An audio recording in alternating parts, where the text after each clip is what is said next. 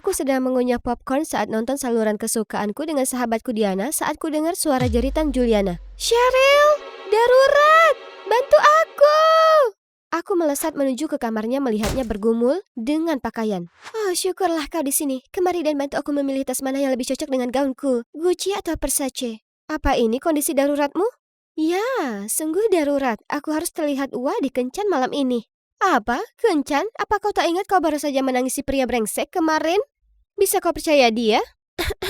Maaf, aku lupa perkenalkan diri. Hai, aku Cheryl, tinggal di New York. Dia itu Juliana, tanteku. Orang tuaku meninggal saat aku masih kecil. Sejak itu Juliana pindah kemari dan menjadi waliku sesuai keinginan mereka. Dia orangnya lucu dan diharapkan bisa menemani di rumah yang besar ini. Tapi seringnya dia tak ada. Satu-satunya waktu dia duduk bersamaku adalah aku baru saja membelikannya peneli baru untuk mengajak jalan-jalan anjingnya. Namun keesokan harinya dia langsung mencampakkanku. Dia bilang dia ingin berbagi beban denganku. Tapi melihat betapa berat kalung berlian 20 karatku, dia mencurinya lalu kabur. Tanteku selalu mencintai sepenuh hatinya. Hanya saja seleranya akan pria sungguh perlu diperbaiki. Seperti yang kalian bisa lihat, semua matre. Tapi karena suatu alasan dia menolak melihat tanda bahaya itu dan masih terpikat pada mereka bak kerbau dicocok hidungnya. Dan tak pelak lagi, daftar panjang kisah patah hatinya semakin panjang. Akhir-akhir ini Julian bertemu orang baru dan makan malam di luar setiap hari. Tapi kalian tahu akhirnya, setelah mencuri sesuatu darinya, mereka pasti kabur dan meninggalkannya tak berdaya kembali padaku. Sebenarnya aku pernah pacaran dengan pria macam itu, tapi tentu saja aku tak mudah ditipu seperti Juliana. Sekali aku tahu ada yang tak beres tentang laki-laki itu, aku langsung mendepaknya. Itulah kenapa itu jadi hubunganku yang pertama dan satu-satunya. Tapi tak masalah, aku punya sahabatku Diana. Dia mungkin terlihat pemalu tapi benar-benar dapat diandalkan. Dia tahu segalanya tentangku. Kemudian suatu hari, Juliana memintaku bergabung dengan mereka makan malam. Bukankah ini pertama kalinya dia kenalkan pacarnya padaku? Tapi pria ini cukup spesial atau bahkan aneh untuk tipenya yang biasa. Juliana hanya mengencani pria berbadan six pack. Tapi sekarang, apa yang pria gendut, pendek, dan botak ini lakukan di sini? Tante, apa tante baik-baik saja? Tapi yang paling mengecewakan adalah dia membawa serta anak laki-lakinya yang kebetulan adalah Andrew, mantan pacarku yang matre. Itu semua berawal saat aku 14 tahun, di mana semua orang pacaran. Kecuali aku dan Diana. Suatu hari kelasku berkumpul untuk main cium. Putar botolnya, dan saat giliranku, botol itu mengarah ke Andrew. Satu-satunya cowok di kelasku yang jomblo saat itu. Teman-teman berteriak kegirangan dan mulai mendorong kami. Dan kami berciuman. Sejak itu teman-teman sekelasku mulai menjadikan kami pasangan hingga suatu kali Andrew mendatangiku. Hei, kau tak punya pacar? Aku tak punya pacar. Kenapa kita tak jadi pasangan? Teman-teman kita juga suka. Tawaran bodoh ya kan? Tapi aku yang 14 tahun menganggap itu ide bagus untuk bergabung ke circle kencan seperti teman-temanku. Maksudku jadi satu-satunya cewek yang jomblo menyebalkan. Dan jelas dia punya muka dan cocok denganku. Jadi aku setuju. Dan kami pun resmi pacaran dan melakukan apa seperti yang pasangan lain lakukan. Andrew ternyata pasangan akting yang pintar dan jujur, cukup menyenangkan. Kecuali pada momen di mana ku harap bisa kuhabisi nyawanya. Bey, aku lapar. Ambilkan aku sesuatu. Tapi dia masih asyik menghabiskan burgernya yang ke-10. Sampai aku menyenggolnya, barulah dia memperhatikan pacarnya yang kelaparan. Sayangku lapar. Kalau begitu makanlah. Tapi apa ini? Kubuka mataku mendapati dia yang menyuapiku. Jarinya yang berminyak. Itu jelas membuatku naik pitam. Aku berdiri dan mengamuk, tetapi dia berani melawanku. Jika Diana tidak menghentikanku di sana, sumpah aku hendak mencakarnya. Tapi tetap saja, kami berdua harus selesaikan pertengkaran pasangan pertama kami untuk lanjutkan pacaran kami yang penuh cinta. Segalanya berjalan cukup lancar, sampai-sampai kadang kukira aku ini di hubungan yang nyata.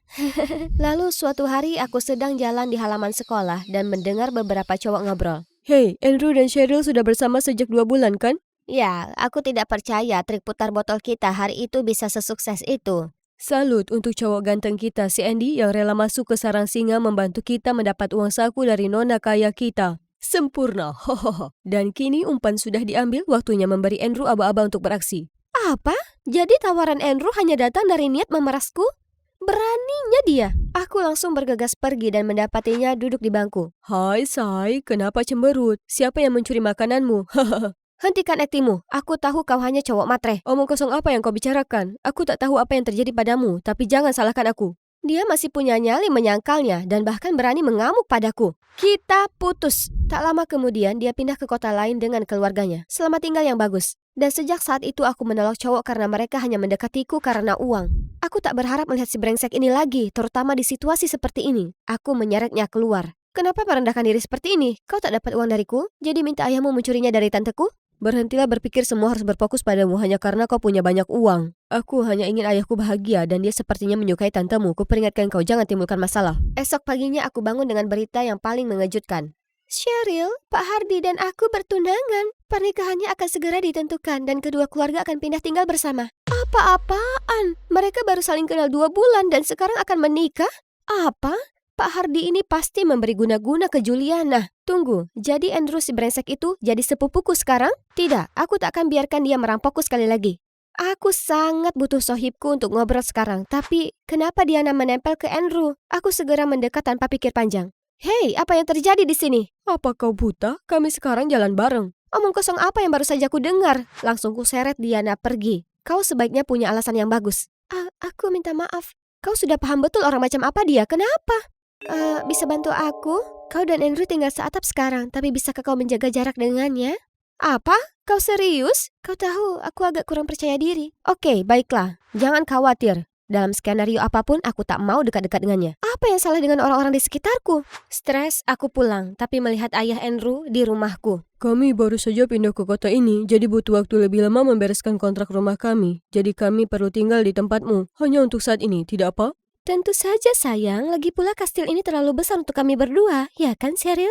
Ya, betapa nyamannya bagi Anda, Pak Hardy. Pindah begitu saja, dan semua di rumah ini dan mobilnya bisa Anda gunakan sekarang. Dan itulah bagaimana Andrew dan ayahnya memasuki kehidupanku dan membuatnya sengsara. Setiap malam dia terus menggangguku dengan suaranya yang melengking sampai aku tak bisa fokus belajar. Hentikan atau aku akan membuang serulingmu. Sayang sekali kau tak paham seni, sepupu. Tak hanya itu, aku harus berbagi kamar mandi dengannya. Yang kini berubah menjadi pameran barang Star Wars miliknya. Mulai dari handuk, keset, atau bahkan sikat gigi. Pokoknya semuanya. Dia bahkan meninggalkan jersey bola miliknya selama berhari-hari. Dan tentu saja aku tak bisa biarkan invasi Andrew terus seperti itu. Aku buat batasan untuk menetapkan teritoriku. Hei, itu tak adil, kau dapat lebih 1 inci. Apa? Jelas tidak. Dan kau tahu dari mana sikap menyebalkan ini berasal? Ya, kau menebaknya dengan tepat. Ayahnya suatu hari membawa sekotak penuh peralatan dan meletakkannya sembarangan di rumahku. Kemudian dia mengeluarkan setiap barang usang di rumah dan memperbaikinya. Hei, kastil ini tak seharusnya menjadi bengkel. Dan kita punya cukup uang untuk beli barang baru. Suatu hari ku beritahu Juliana tempat tidurku terlalu tinggi dan aku mau yang baru. Tapi Pak Hardy lebih cepat dan bersikeras perbaiki tempat tidurku. Tapi saat aku berbaring, tempat tidurnya langsung runtuh. Tolong, pantatku. Aku tahu ini cuma taktiknya untuk meraih hati Juliana. Dan sepertinya berhasil, karena tanteku yang tak pernah terlihat di dapur sekarang dengan sukarela menunjukkan kemampuan memasaknya. Wah, kata orang itu kekuatan cinta. Kalau begitu, mari kita lihat bagaimana cinta bisa membakar. Aku kebetulan memanaskan cinta mereka dengan menambahkan cabai super pedas ke porsi Pak Hardy. Dan setelah suapan pertama, dia menangis seperti bayi. Apa kau tak tahu aku punya sakit, Ma? Kemudian dia memegangi perutnya dan meninggalkan meja. Juliana segera mengikutinya ke kamar mereka, terlihat sangat cemas. Trik baru untuk dapatkan lebih banyak hadiah? Hebat. Itu kau kan? Aku apa? Aku mengacuhkannya dan kembali makan supku yang lezat. Tapi si perusak pesta ini mencurinya dan mengomel seolah dibiarkan kelaparan berpuluh tahun. Oke, baiklah, kalau kau memaksa. Kau sudah menyentuh tombol kesabaranku, kau bodoh. Kurebut makanannya dan menghabiskan stik di depannya. Dan aku bisa melihat matanya menjadi merah karena marah. Dan itulah saat peranggar pecah di antara kami hingga para pelayan datang untuk mencegah lebih banyak bencana. Esok paginya, kulihat tanteku membawa Pak Hardy ke rumah sakit. Oh, tak kusangka jadi seburuk itu. Tepat saat itu ada kurir datang. Oh ya ampun, bukankah itu Green Day? Band favoritku sepanjang masa? Tapi piringan hitam ini langka, tak semua orang punya ini. Siapa yang membelinya? Itu punyaku. Kau? Hei sepupu, bisa kau bayarkan untukku? Aku sudah habiskan semua uangku untuk main game kemarin. Biasa. Baiklah. Akan kubayar untuk menebus prank kemarin. Oke, tapi dengan syarat aku yang membuka piringan itu. Kami balik ke ruang tamu dan membuka piringan hitam itu. Riff gitar yang keren dan lirik yang menarik membuatku merinding setiap saat. Saat laguku diputar, aku menyanyikannya dengan keras seperti biasa dan menyadari Andrew juga melakukannya. Dan begitu saja kami bernyanyi bersama hingga lagu berakhir dan kami mulai ngobrol soal Green Day tanpa henti. American Idiot itu album terbaik yang pernah ditulis. Tantang aku. Tidak, Andrew Idiot. Duki lah yang membangun nama mereka. Kau memanggilku idiot? Kalau begitu kau mungkin terlalu sering mendengar Duki hingga berubah jadi Cheryl Pupi juga. Apa? Aku Cheryl Bum. Terlalu banyak menghabiskan waktuku dengan si brengsek ini pagi ini. Selera musiknya memang oke, tapi kepribadiannya jelas tidak. Suatu hari di sekolah ketika aku sibuk mengerjakan PR, tiba-tiba ada anak laki-laki ke tempatku. Hei cantik, aku dapat tantangan. Maukah kau memberiku ciuman? Apa? Aku sangat-sangat keberatan. Lepaskan aku. Tapi dia masih mencondongkan tubuhnya ke arahku dan mencoba menempelkan bibirnya yang kering seperti kulit pohon ke bibirku. Suatu hari di sekolah saat aku sibuk dengan PR, tiba-tiba ada cowok yang mendatangi tempatku. Hei cantik, aku dapat tantangan. Apa kau keberatan menciumku? Apa? Aku sangat-sangat keberatan. Menyingkirlah dariku. Tapi dia masih mencondongkan badannya dan berusaha mendekat bibirnya yang sekering kulit pohon pada bibirku. Tak mau. Yang kuberikan padanya adalah tamparan di wajahnya untuk mengguncang akal sehatnya. Ayolah, ini hanya permainan jujur atau tantangan. Tak perlu reaksi berlebihan seperti itu. Ya, itu dia. Beri saja dia ciuman, Cheryl. Dan jangan sok jual mahal. Tak setiap hari seseorang menawarkan ciuman padamu. Astaga, para cowok ini mungkin sebaiknya diberi pelajaran saja. Hei, hentikan. Ini permainan bagimu, tapi tidak untuknya. Dan dia berhak bersikap sesuai keinginannya. Hah? Andrew membelaku? Apa yang salah dengannya hari ini? Siapa bilang aku butuh bantuanmu? Cowok-cowok itu sungguh membunuh suasana hatiku hari ini sampai aku tak bisa fokus pada hal lainnya. Tiba-tiba aku dengar Green Day dimainkan dan segera pikiran negatifku hilang karena lagu itu. Dan jadi benar-benar hanyut ke dalamnya. Dan kalian tahu idiot mana yang memainkannya? Hari berikutnya Diana mengajakku keluar untuk terapi belanja. Hei, soal kemarin, apa kau baik-baik saja? Ya, aku sudah baikkan sekarang. Sungguh melegakan, Cheryl. Tapi hanya mengingatkan. Tolong jangan salah paham kalau cowokku punya perasaan terhadapmu. Dia hanya bersikap baik, kau tahu? Apa? Aku dengan cowokmu? Andai saja. Bahkan jika dia cowok terakhir di planet ini, aku tak akan suka padanya. Sungguh? Hanya itu saja yang ingin ku dengar. Aku paham ini. Terkadang aku tak mengerti temanku. Tapi bagaimana jika dia masih punya perasaan padaku? Akankah aku? Apa yang kupikirkan? Sadarlah, Cheryl. Setelah hari belanja yang seru, kami berpisah dan aku pulang mendapati Pak Hardy memakai celemek melakukan sesuatu di dapur. Oh, kau pulang. Juliana ada di Paris selama 2 minggu untuk urusan bisnis yang mendesak. 2 minggu? Bagaimana aku harus tinggal dengan 2 orang menyebalkan ini selama 2 minggu penuh? Tapi tunggu, Juliana sedang perjalanan bisnis? Sungguh aneh, dia tak pernah melakukan itu. Tepat saat itu, ku dapat pesan mengatakan kalau dia harus terbang untuk negosiasi kesepakatan kosmetik yang dia gunakan. Ya, itu menjelaskan. Mungkin menikah membuatnya jadi lebih dewasa, kurasa begitu. Cheryl, mandilah, makan malam sudah menunggu, sudah kusiapkan kesukaanmu.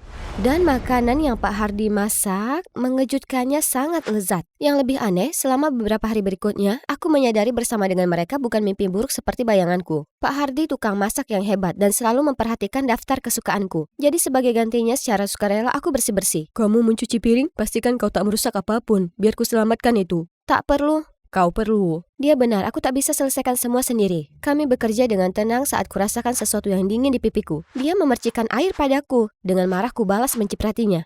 Itu seru, kecuali betapa basahnya rambut dan baju kami. Astaga, kalian berdua ini umur berapa? Suatu hari saat makan malam, Andrew memintaku menemaninya pergi ke toko kelontong. Oke, baiklah, tapi aku tak mau bawa tas. Kemudian kami berjalan di sekitar perkampungan, kota di malam hari dengan lampu yang berkelip memberi efek yang menenangkan. Punyamu rasa coklat kan? Boleh ku coba segigit? Kemudian dimakannya kira-kira separuh es krimku. Ups, maaf, kau bisa makan punyaku. Tak apa. Sepertinya suasana hatimu sedang baik. Biasanya kau akan mengejarku sepanjang hari. Itu benar. Aku benci untuk mengakui, tapi sejak Andrew dan ayahnya pindah, aku lebih bahagia dan lebih rileks. Hei, apa aku mengatakan sesuatu yang salah? Dan entah kenapa kata-kataku terucap begitu saja tentang betapa kesepiannya aku di rumahku sendiri. Saat orang tuaku meninggal, Juliana adalah satu-satunya keluargaku, tapi dia begitu tenggelam dalam hobinya yang mentereng. Tak ada waktu untukku. Baru akhir-akhir ini dia habiskan lebih banyak waktu di rumah. Dan itu bagus.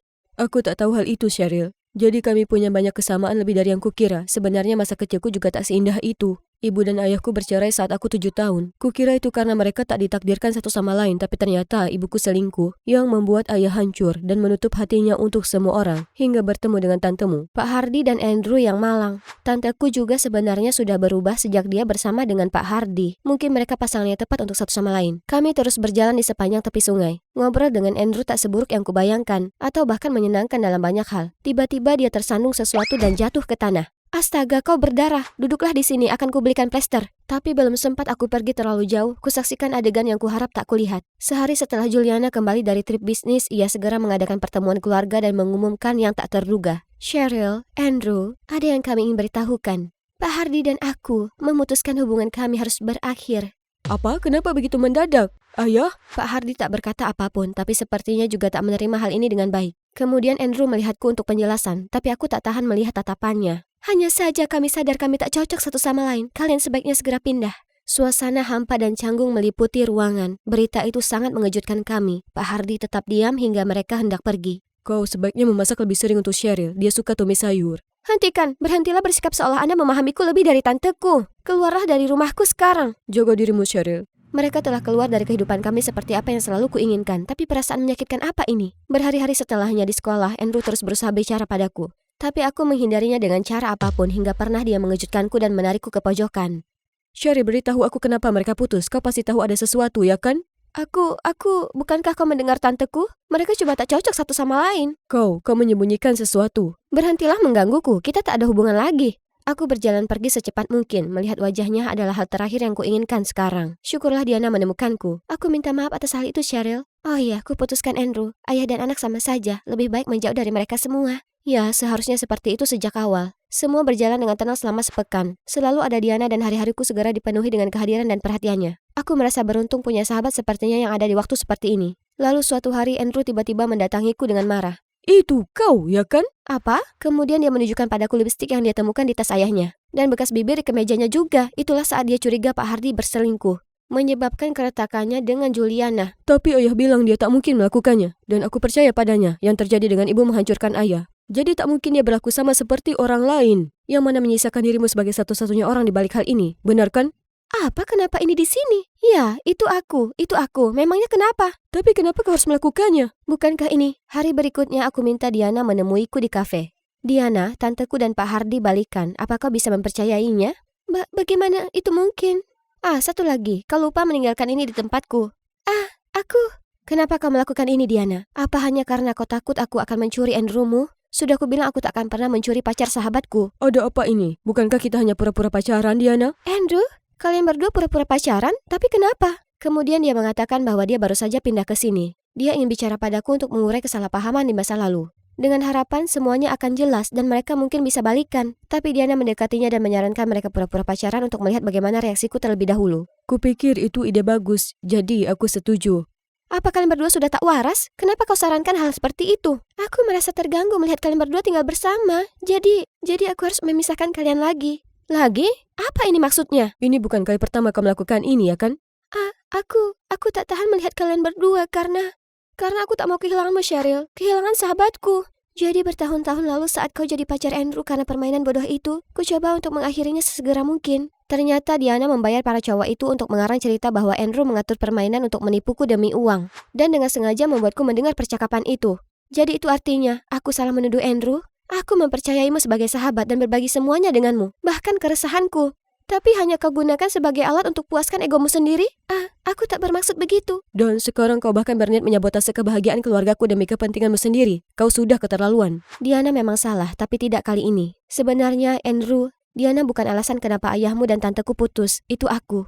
Tidak, dialah yang meletakkan lipstik di tas ayahku. Ingat? Itu benar, tapi tanteku tak pernah menemukan lipstik ini. Ironisnya, ayahmu yang seharusnya dituduh selingkuh. Tapi pada kenyataannya, tantekulah yang sungguh melakukannya. Kau ingat malam di mana kita pergi ke toko kelontong? Aku sedang mencari apotek tapi tak sengaja melihat tanteku bergandeng tangan dengan pria lain. Kenapa perjalanan bisnis ke Parismu ini melibatkan hubungan asmara dengan pria lain? Apa aku harus mengingatkan tante bahwa Pak Hardy dan tante akan menikah? Tidakkah tante mencintainya? Cheryl, aku sangat menyayanginya. Aku tak tahu apa yang merasukiku. Aku minta maaf. Katakan itu ke Pak Hardy. Itulah saat aku tahu tanteku tak setia pada ayahmu. Jadi kupaksa dia segera putus dengan Pak Hardy. Kenapa sembunyikan itu dari kami? Aku tahu kau dan ayahmu tak akan menerima ini dengan baik setelah apa yang terjadi dengan ibumu. Jadi aku tak ingin menggores luka lama. Aku minta maaf, Andrew.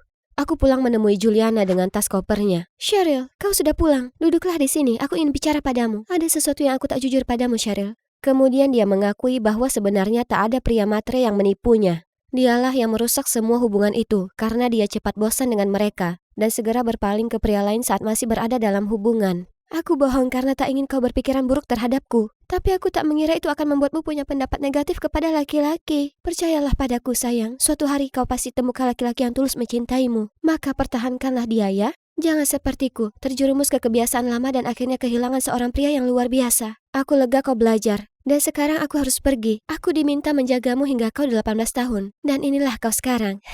Aku percaya kau bisa menjalani hidup sendiri mulai dari sekarang. Selamat tinggal. Kuharap kau juga bisa menjalani hidupmu yang mandiri, Tante. Sekarang semua kebenaran sudah diungkap. Membeberkan rahasia sungguh melegakan. Aku sedang duduk di tempat kesukaanku di sekolah. Tapi di sebelahku bukan lagi Diana. Aku mendapat surat darinya di lokerku pagi ini. Hai Cheryl, aku minta maaf sekali lagi atas tindakan egoisku. Harusnya aku lebih tahu, ego tak bisa dipaksakan. Dan aku juga berterima kasih atas kebesaran jiwamu. Selalu ku kenang tiap momen bersamamu. Meski sulit, aku harus pergi sekarang untuk mencari jalan untuk menyembuhkan diriku. Jaga diri Cheryl. Diana. Doa terbaikku untukmu Diana. Ada apa dengan wajah culun itu? Tak membiarkanku berucap, entah dari mana Andrew mengambil earphone-ku.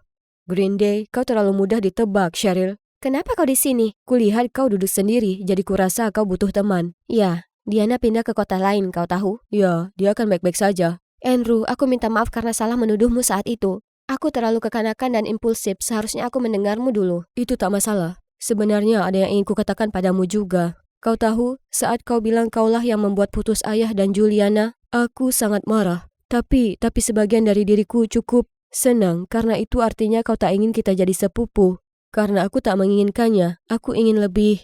Cheryl, maukah kau menjadi pacarku lagi? Coba kita lihat. Aku bisa jadi ingin atau tak ingin hal itu. Aku bercanda, tentu saja. Aku mau, Andrew. Kemudian dia menarikku untuk ciuman yang paling menakjubkan. Aku lupa. Ayah memintamu mampir makan malam malam ini. Benarkah? Ya sebaiknya tak kulewatkan itu. Aku akan memintanya masak ayam goreng, burrito, ziti panggang, Greek salad. Bukankah itu terlalu banyak? Aku belum selesai.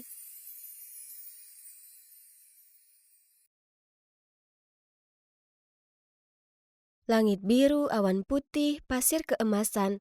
Hari yang sempurna untuk berjemur di pantai Hawaii yang mewah dilayani oleh Kirby, musuh bebuyutanku. Bocah nakal yang selalu menggodaku tentang pakaian lama dan rambutku yang berantakan. Yang tidak dia tahu kalau aku diam-diam seorang jutawan. Kembali ke dunia nyata, Clarin. Berkhayal sepanjang hari tak akan membuatmu kenyang. Selesaikan tugasmu dan pulanglah. Ya Mary, siapa yang tidak mau jadi kaya? Sayangnya sebagian dari kita hanya bisa memimpikannya. Kalau kamu mau jadi Cinderella, carilah seorang pangeran. Bukan Danny, dia sama miskinnya dengan kita. Jangan meremehkan Danny-ku. Aku jatuh cinta padanya karena suatu alasan. Hanya saja sepertinya dia belum sadar kalau kami ditakdirkan untuk satu sama lain. Tapi Mary benar, makan malamku tidak akan matang dengan sendirinya. Mari kita lihat apa yang bisa kita beli malam ini. Ayahku meninggalkan kami saat aku berusia 4 tahun dan sejak saat itu ibu bekerja keras untuk menafkahi kami. Jadi aku juga harus bekerja untuk menabung demi cita-citaku masuk sekolah hukum. Tiba-tiba, bahan makanan mulai berjatuhan di atas kepalaku. Botol-botol terjatuh dari rak dan pecah berkeping-keping di dekat kakiku. Apa ini gempa bumi?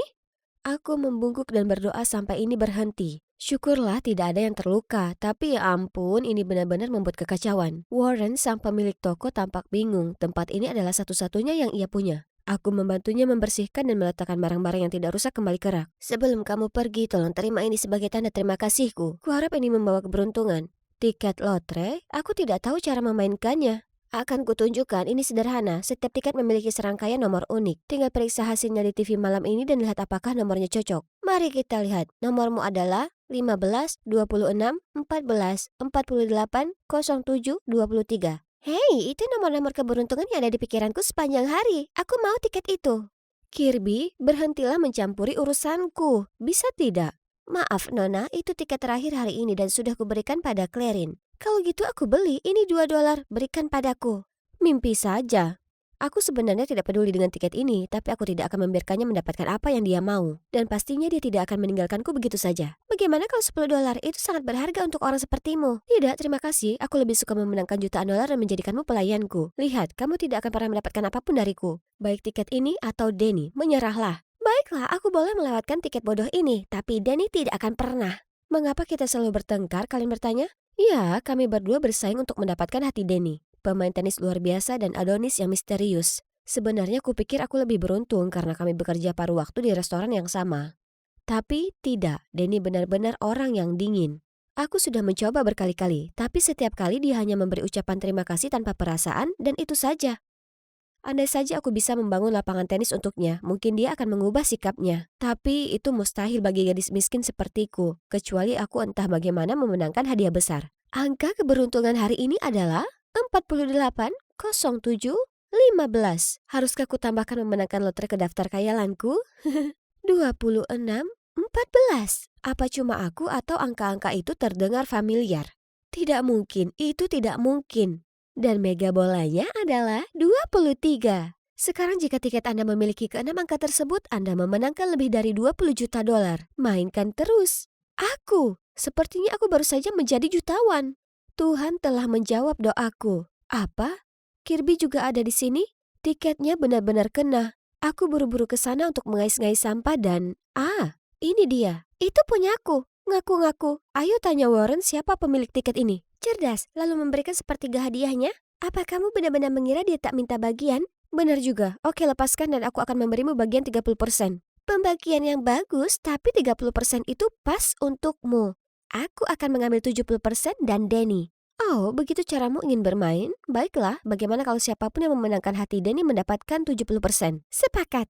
Jadi kami sepakat untuk menyembunyikan tiket lotre di dalam peti dengan 2 kunci. Masing-masing dari kami menyimpan 1 kunci. Lalu kami menguburnya di semak-semak sekolah. Sepertinya perlombaan rahasia di antara kami dimulai sekarang.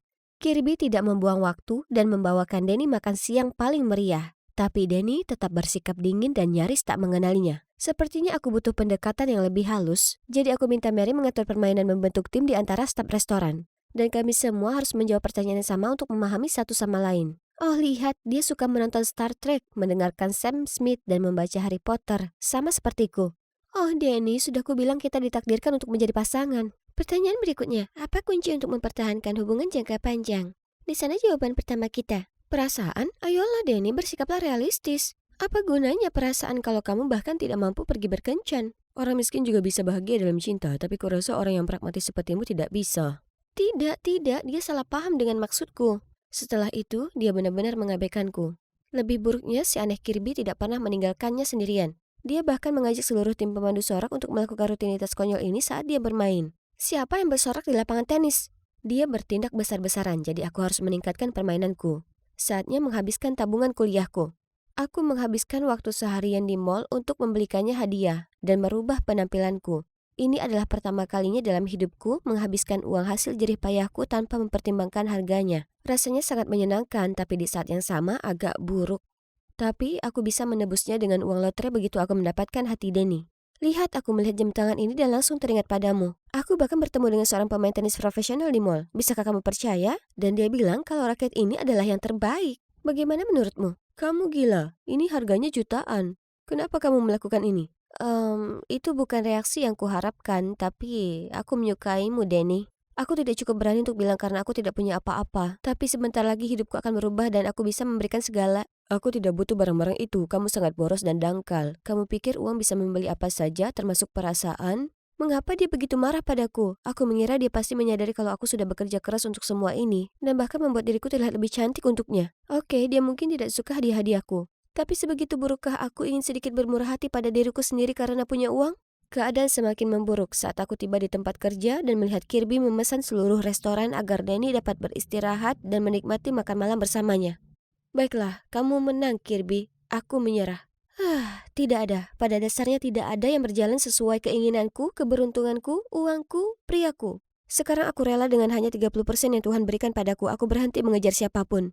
Hanya teman-teman kucing liar yang mengerti aku. Muffin, brownies, Oreo. Tunggu, di mana cupcake?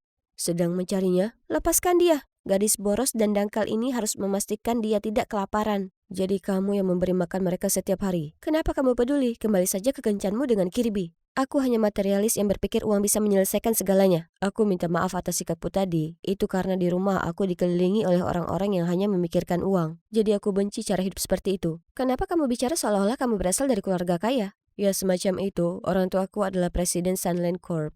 Apa? Perusahaan furniture terbesar di kota ini? Tak bisa dipercaya. Jadi kenapa kamu bekerja paruh waktu di restoran? Aku ingin mencari uang sendiri. Hidup mandiri lebih cocok untukku. Kamu sangat konyol, mengapa harus berjuang jika tidak perlu? Kalau aku jadi kamu, hidupku akan sangat berbeda. Aku akan memastikan bahwa ibuku tidak perlu bekerja sepanjang waktu untuk memenuhi kebutuhan hidup. Aku bahkan bisa masuk ke sekolah hukum mahal manapun yang aku mau, dan merawat semua kucing dan anjing liar yang kutemui. Anehnya, kali ini Denny tidak menatapku dengan mata bosan seperti sebelumnya. Malah, dia mendengarkan dengan sabar, dan memberiku senyuman termanis yang pernah kulihat. Tapi bukan cinta, itu satu hal yang tak bisa dibeli dengan uang. Bagaimana dengan Kirby? Apa ada sikapnya yang membuatmu terkesan? Aku lebih suka kucing-kucingnya. Percakapan kami telah memastikan bahwa masih ada kesempatan untukku. Satu-satunya keunggulan Kirby di atasku adalah uang, tapi Denny tidak peduli tentang itu. Apakah itu murid baru? Sepertinya Denny baru saja menemukan lawan yang sepadan. Dia Finn, lihat caranya tersenyum setiap kali lawannya berhasil mengejar poin. Tunggu, apakah kamu baru saja menyebut Denny sebagai lawan seseorang? Ada yang punya gebetan baru. Siapa? Jangan bicara omong kosong. Saat itu juga sebuah bola meluncur ke arah kami, dan astaga, Finn menangkapnya hanya beberapa inci dari wajah Kirby. Kamu tidak apa-apa? Dia baik-baik saja, wajahnya selalu memerah, tidak ada hubungannya dengan bola. Kirby sangat malu sampai-sampai dia lari. Sepertinya perlombaan kami berubah arah, namun yang mengejutkan, Finn menoleh padaku dan meminta nomorku. Hah? Apakah pesonaku begitu bersinar? Semua orang tahu aku menyukai Denny, tapi dia sangat misterius. Mungkin aku bisa menggunakan Finn sebagai kartu terakhir untuk membuat Denny cemburu dan memancing Kirby untuk menyerah. Betapa jeniusnya aku. Kemudian selama beberapa hari berikutnya, setiap kali Denny berada di dekatku, aku menggoda Finn dan memastikan Kirby melihat kami. Suatu hari aku membuat alasan untuk meminjam ponsel Finn lalu diam-diam menggunakannya untuk mengirim pesan pada Denny, untuk membangkitkan rasa cemburunya. Kalau kamu tidak menyukai Clarin, biarkan aku bermain dengan gadis lugu itu sebentar. Dan Kirby juga perlu dorongan untuk mengakui perasaannya juga, kan? Sebenarnya aku menyukaimu. Melihat ke dalam matamu, aku tahu kamu juga memiliki perasaan untukku. Jadi... Dan akhirnya aku mengatur kencan untuk mereka di lapangan tenis malam ini pukul 8. Kalau Denny tidak ingin aku terluka dan Kirby tidak ingin melewatkan cinta sejatinya, mereka akan datang. Lalu aku menutupi jejakku, memblokir nomor mereka berdua, dan mengembalikan ponselnya. Terima kasih banyak, apa kamu kosong malam ini? Datanglah ke lapangan tenis, ada hal penting yang ingin kukatakan padamu. Ya Tuhan, Finn terlihat seperti baru saja memenangkan Wimbledon. Malam itu Finn datang lebih awal dan sangat bersemangat. Mari kita lihat siapa yang akan membuka tirai. Ah, itu Kirby. Finn, kamu membuatku luluh. Tapi mengakui perasaanku berarti aku kehilangan kesepakatan dengan Clarin, jadi... Apa maksudmu? Kesepakatan apa? Tidak, jangan salah paham. Sebenarnya kami memenangkan lotre dan membuat kesepakatan untuk membaginya. Lagi pula, aku bodoh. Uang tidak bisa dibandingkan denganmu. Lotre? Kalian berdua membaginya? Mengapa dia menyebutkan uang segala? Saat tepat situasi semakin rumit, tiba-tiba Denny muncul. Brengsek, sekarang kamu mendua? Denny, kenapa kamu di sini? Dia cuma mempermainkanmu. Si brengsek ini mendekati kalian berdua. Jangan biarkan dia menipumu. Aku kira Finn pria baik, ditambah aku sudah mengatakan perasaanku padamu, tapi kamu sepertinya tidak pernah balas menyukaiku. Jadi, Finn bilang dia menyukaiku. Clarin, aku menyukaimu lebih dari yang kamu tahu. Tidak lihat? Aku sudah memberikan banyak petunjuk. Aku selalu mencari alasan untuk pulang bersamamu. Aku sudah bilang padamu bahwa perasaan adalah hal yang paling penting bagiku. Seperti perasaanku padamu. Benarkah? Idiot, bagaimana aku bisa menangkap petunjuk itu? Jadi, si pelamun ini tidak hanya berhayal, ternyata rencanaku benar-benar berhasil. Kirby, itu benar, aku memang menyukaimu, tapi aku pikir kamu di luar jangkauanku, jadi aku hanya ingin meminta bantuan Clarin. Oh, bagus sekali. Kirby dengan senyum lebar kemudian mengakui kalau aku menang, lalu dia menarik Finn pergi. Sepertinya kemenangan terbesarku adalah berhasil menjodohkan dua pasangan. Keesokan paginya Kirby dan aku membuka kotak untuk mengambil tiket. Dan betapa terkejutnya kami saat Finn muncul dan merampasnya. Sementara kami masih mencerna apa yang sedang terjadi, dia melarikan diri dengan uang jutaan kami. Tapi kemudian sebuah bayangan membuatnya terjatuh ke tanah. Denny? Aku melihatnya mengikuti kalian berdua dan aku tahu dia merencanakan hal yang mencurigakan. Lalu Finn mengaku kalau dia pindah sekolah dan mendekatiku untuk mendapatkan tiket lotre atas perintah ayahnya. Yang tak lain adalah Warren. Dia tahu itu adalah tiket pemenang hadiah besar, jadi dia mengatur rencana untuk mencurinya dariku. Maafkan aku, ayahku adalah pecandu judi yang membuatnya terlilit hutang dan hanya tiket ini yang bisa menyelamatkannya. Finn, aku percaya dia bukan orang jahat. Tiket ini awalnya dari Warren, jadi kami berdua sepakat memberinya sebagian untuk melunasi hutangnya. Finn terharu dan menyerahkan tiket itu kembali kepada kami. Setelah mengetahui, Warren berterima kasih dan menawarkan mengantar kami untuk mengklaim hadiah. Dia bahkan dengan hati-hati memintaku untuk memeriksa lagi apakah tiketnya ada di dompet. Tapi di tengah perjalanan, mobil tiba-tiba mogok, jadi kami berempat keluar dan mendorongnya. Namun saat kami mulai mendorong, tiba-tiba Warren melesat pergi. membuat kami semua terdiam kaget. Di mana dompetmu, Clarin? Aku meninggalkannya di mobil. Warren si ular rakus melakukan ini dengan sengaja untuk membawa kabur tiketnya. Sekarang gimana? Jalan kaki pulang ke rumah? Atau jalan mengejarnya? Tenang, Denny sudah punya rencana cadangan. Ini adalah tiket yang asli, nikmati saja pemandangan saat ini. Taksi akan datang menjemput kita. Sebenarnya saat Warren menawarkan untuk mengantarkan kita sampai ke sana, aku merasa ada yang tidak beres. Jadi aku menukar tiketnya. Oh, ayahku sudah kelewatan kali ini. Dia harus berhenti berjudi dan bekerja keras untuk melunasi hutang-hutangnya. Akhirnya kami mendapatkan hadiah uang tunai. Namun kami berempat memutuskan untuk tidak membaginya lagi. Sebaliknya, kami membangun tempat penampungan untuk hewan liar bersama. Tak disangka, proyek kami segera menjangkau banyak dermawan. Dan sekarang pendanaan kami telah diperluas di seluruh AS. Sejak saat itu, Kirby tidak lagi menjengkelkan. Sekarang dia bahkan ingin menjadi dokter hewan. Dan aku akan terus berusaha untuk masuk ke sekolah hukum impianku. Kerja kerasku benar-benar terbayar karena mereka baru saja mengirimkan surat penerimaan padaku. Mungkin aku tidak jadi kaya, tapi sejujurnya itu tidak masalah karena aku sudah sangat bahagia.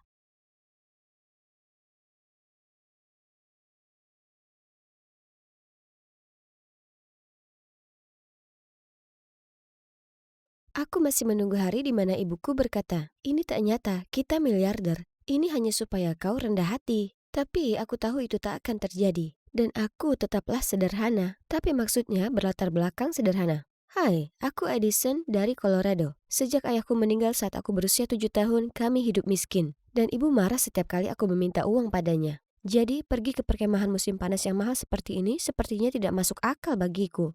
Tiba-tiba, seseorang merebut selebaran dari tanganku. Itu Katie dan Candice, cewek-cewek jahat di sekolah. Girls, apa kalian siap untuk trip ini? Rambut baru, kuku baru, baju baru, semua siap. Bagaimana denganmu, Eddie jelek?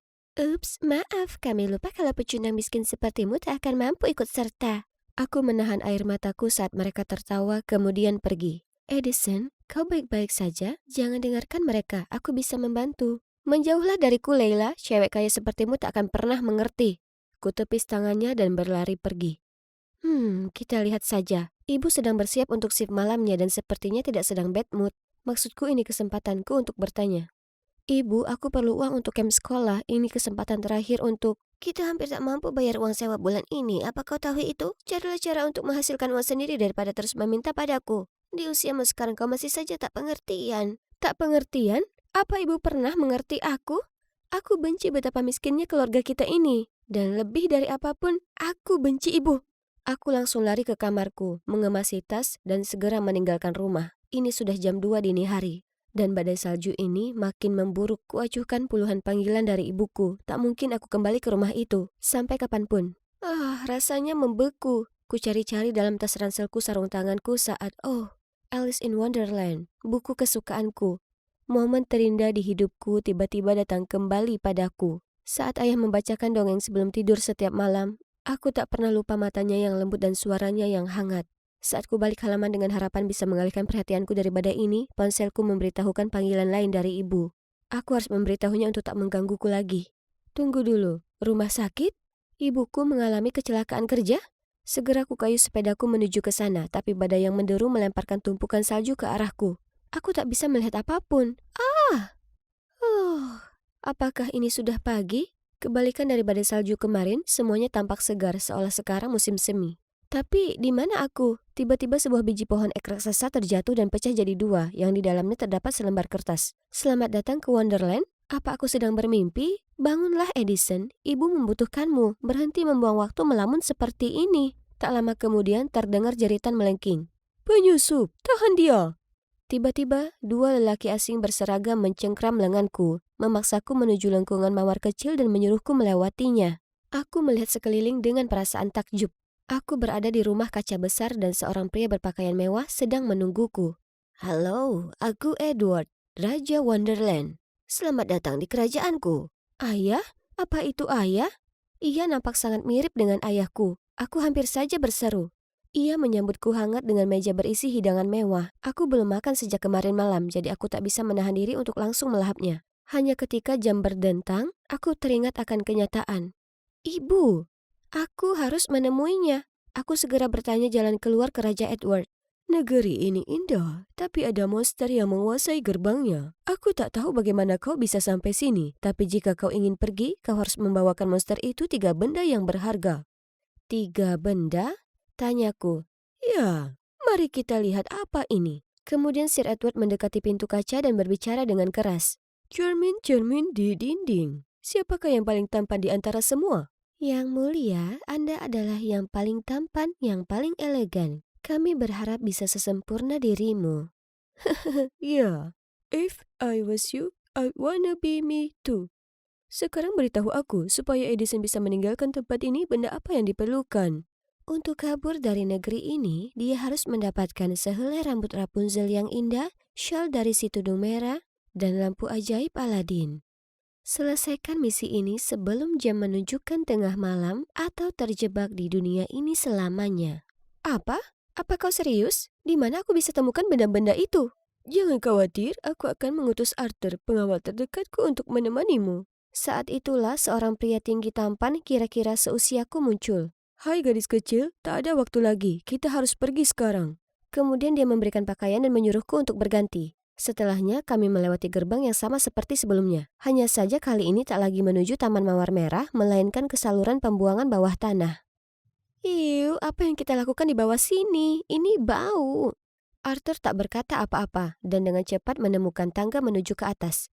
Aku segera mengikutinya dan ada jalanan yang ramai di depanku. Kuperhatikan semua orang sedang melihat sesuatu. Itu rambut pirang panjang terjuntai dari geria tawang pencakar langit. Hah? Rapunzel tinggal di gedung Empire State? Konyol! Kami segera berjalan menuju ke sana, tapi tempatnya dijaga dengan sangat ketat. Bagaimana kita bisa masuk? Itulah kenapa ku bilang pakai ini. Jadi dengan mudah kami berbaur dengan pembantu dan pelayan memasuki gedung. Wah, aku tak pernah menginjakan kaki di rumah semewah ini. Siapa kau? Tertegun aku menoleh ke belakang dan melihat Rapunzel dalam dongeng Grimm, berdiri tepat di depanku. Tapi tunggu, kenapa gadis ini tampak tak asing? Leila, apa ini kau? Oh astaga, aku tahu kau kaya, tapi aku tak menyangka kau tinggal di rumah seindah ini. Kau mengenalku? Dengan bersemangat kutunjukkan padanya foto sekelas kami. Leila tampaknya sangat tertarik dengan foto itu, tapi dia tak bisa mengingat apapun, dan memintaku lebih banyak cerita tentang sekolah. Saat aku bercerita tentang teman-teman kami padanya, Arthur berbisik. Kau perlu melanjutkan tugas sekarang. Oh, ini sudah 2 jam. Dengan berhati-hati aku memilih kata untuk meminta sehelai rambutnya, dan tentu dia mengiyakan. Tapi saat kami akan pergi, dia berpegang erat padaku. Kumohon tinggallah bersamaku, pakaian, sepatu, apapun yang kau inginkan bisa kuberikan padamu. Yang ini juga, semua barang-barang mewah ini akan jadi milikku? Ya, tentu saja. Sadarlah, apakah sudah lupa apa tujuan kita ke sini? Apa kau menyerah tak bertemu dengan ibumu lagi karena hal ini?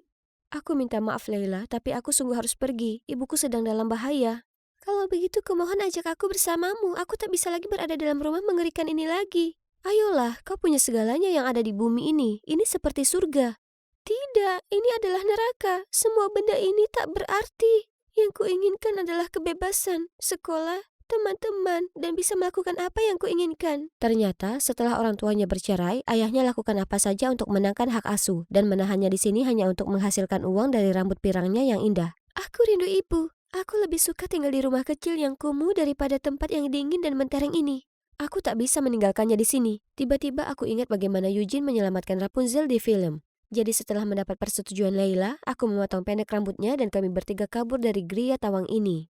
Kami mengantari Leila ke sekolah di mana ibunya sudah menunggu. Hal paling sederhana seperti kebebasan, teman, atau seseorang yang sungguh peduli pada kita jauh lebih berharga daripada benda-benda material yang semu. Sayangnya, aku selalu mendambakan yang tak kupunya dan memandang remeh apa yang kumiliki. Ayo, kenapa kau masih saja berdiri di sini? Hah? Kita harus masuk kelas juga?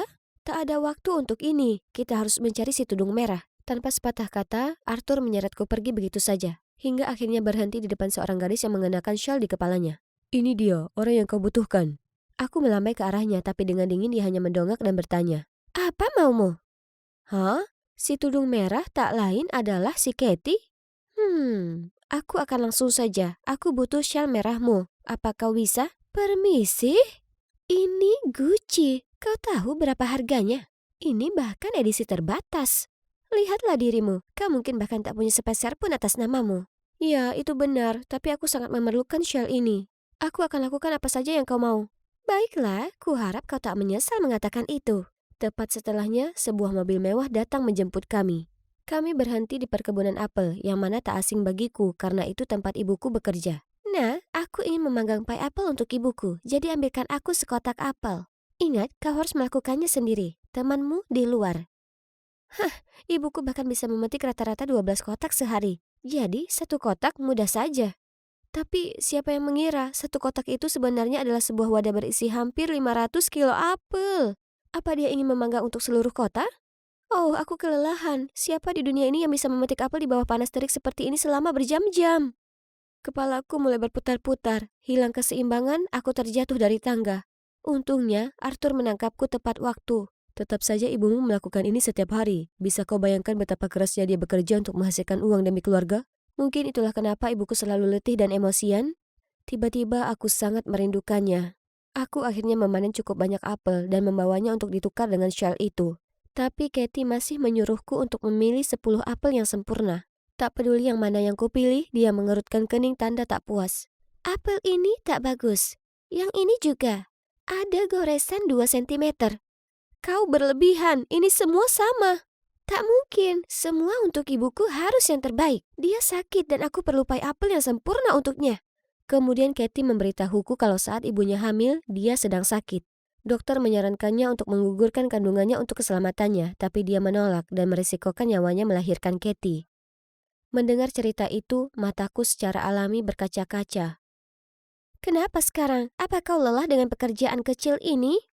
Tidak, aku hanya sangat merindukan ibuku. Aku sangat ingin kembali padanya. Aku menyadari kalau bahkan Katie, cewek jahat tak berhati itu masih mencintai ibunya sebesar ini. Tapi semua yang kulakukan hanyalah meminta dan memohon-mohon pada ibuku. Aku anak yang buruk sekali. Jika kau sangat menyayangi ibumu, kau tahu harus bagaimana mulai sekarang. Bantu aku mengantar hadiah ini ke ibumu yang berjasa, oke? Dan ini, ambillah dan lengkapi misi itu. Akhirnya, kami sampai. Persinggahan terakhir adalah sebuah museum. Arthur berkata kalau ada ruang rahasia dengan lampu ajaib. Tapi mendapatkan kunci ke ruangan itu sudah cukup merepotkan. Laser keamanan tersebar di mana-mana, jadi kami masuk melalui sistem ventilasi. Arthur mengikatkan tali melingkari pinggangku lalu perlahan-lahan menurunkanku ke tempat kunci itu. Sedikit lagi dan ku dapatkan. Tapi segera saat ku sentuh kunci itu, setetes keringatku jatuh menyebabkan alarm menyala. Para penjaga segera masuk dari pintu, tapi untungnya Arthur menarikku tepat waktu. Kami berhasil keluar dari sistem ventilasi, tapi tempat ini seperti labirin, lalu Arthur menarikku sembunyi di balik dinding. Sedikit demi sedikit, wajahnya kian mendekat ke wajahku, dan jantungku berdegup kencang. Tiba-tiba, seluruh dinding di belakangku bergerak. Ternyata ada tangga rahasia menuju ke ruang bawah tanah, dan tak butuh waktu lama bagi kami untuk temukan ruangan itu. Hah? Di mana lampu ajaib itu? Arthur mendekati satu-satunya benda di ruangan itu, sebuah proyektor.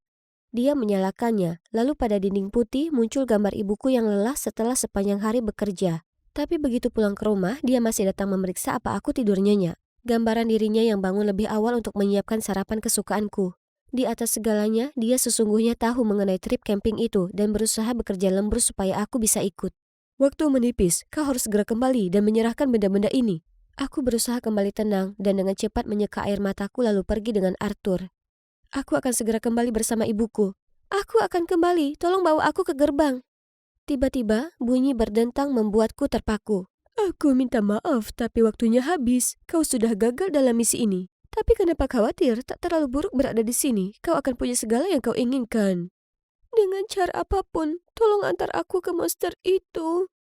Aku tak butuh yang lainnya, aku hanya ingin bersama dengan ibuku. Aku telah bersikap abai selama ini, aku tak bisa meninggalkannya saat ia sangat membutuhkanku. Sebenarnya tak ada monster di sini. Itu keserakahan, keegoisan, dan sikap tak bersyukur yang ada di dalam diri kita masing-masing. Tapi aku bisa tahu kau sudah mengalahkan monstermu dan memetik pelajaran. Jadi, kau bisa menuju ke ibumu sekarang. Hah? Semuanya menjadi sangat terang. Di mana aku? Sayang, kau bangun. Syukurlah. Seseorang meremas tanganku. Itu adalah ibu. Ibu memberitahuku bagaimana dia pingsan di tempat kerja karena terlalu lelah.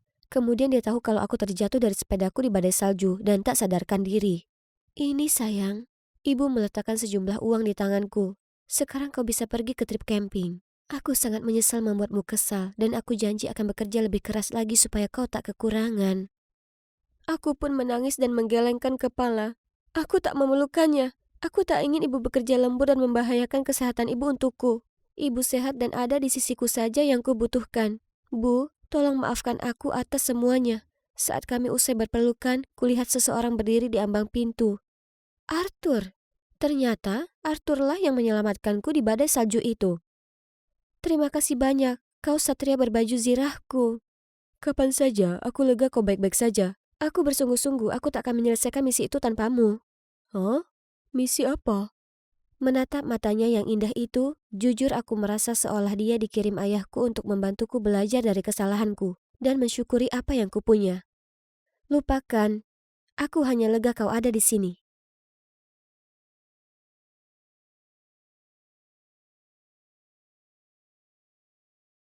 Hai guys, namaku Lia, tipe cewek kutu buku dan penggemar berat es. Aktor paling berbakat, brilian, dan hebat yang pernah ada. Namun sebagai pusat perhatian, aku mengubah diriku menjadi Aubrey Fern, bintang glamor dari film terkeren saat ini.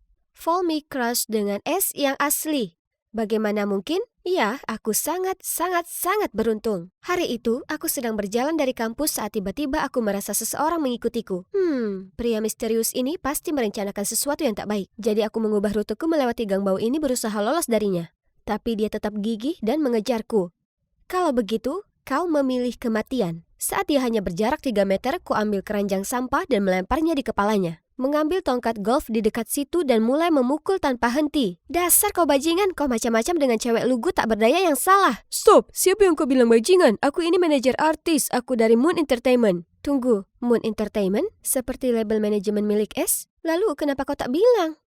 Ternyata namanya Grayson. Dan dia tak di sini untuk suara malaikatku atau gerakan tarikku yang karismatik. Tapi coba tebak. Karena wajahku. Pria ini pasti komedian. Beberapa hari yang lalu kau memakai filter kembaran selebriti di TikTok dan hasilnya adalah Aubrey Fern, artis yang ada dalam manajemen kami, betul? Ya.